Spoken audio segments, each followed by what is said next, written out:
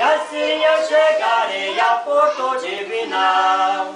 Porto Divinal, onde eu chegarei, muito breve estarei, juntinho com meu rei, no Porto Divinal. Muito breve estarei, juntinho com meu rei, no Porto Divinal.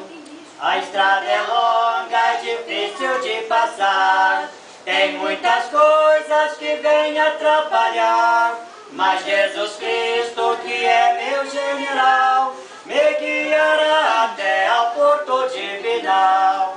Porto Divinal, onde eu chegarei, muito breve estarei, juntinho com meu rei, no Porto Divinal. Muito breve estarei, juntinho com meu rei, no Porto Divinal. Aleluia!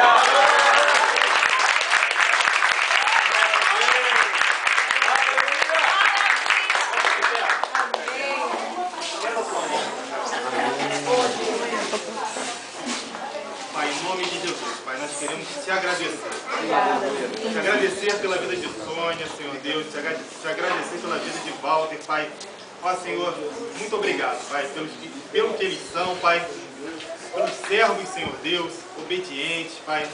Ó Pai, muito obrigado pela vida deles, Pai. Nós abençoamos a vida desses teus servos, Pai. Amém. Toda sorte de bênçãos, Pai. Senhor Deus, nós sabemos, Pai, e em muito breve tempo, Senhor Deus, a escritura dessa propriedade, Senhor Deus, vai estar em nome para a tua honra, para a tua glória. Obrigado, Senhor Deus, porque do pouco o Senhor constituíste este homem e ele foi fiel no pouco, Senhor Deus. Eu tenho certeza, Senhor Deus, que é por isso que o Senhor está depositando muito nas mãos. Abençoe a ele, a sua esposa, seus filhos, seus familiares. Nós abençoamos toda essa região, Senhor Deus, toda essa área, toda essa propriedade. Porque aqui nós encontramos santos, Pai, pessoas santas, Pai, que estão abençoando vidas, Pai, abençoando a vida.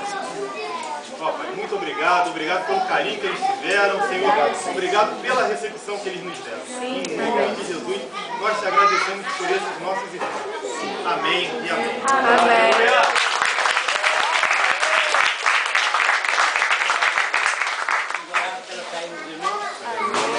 Graças te damos a Deus,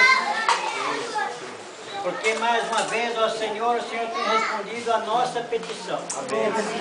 O Senhor tem protegido os teus servos, os teus filhos, esta igreja aqui reunida, Senhor, nessa localidade, onde nada de mal aconteceu.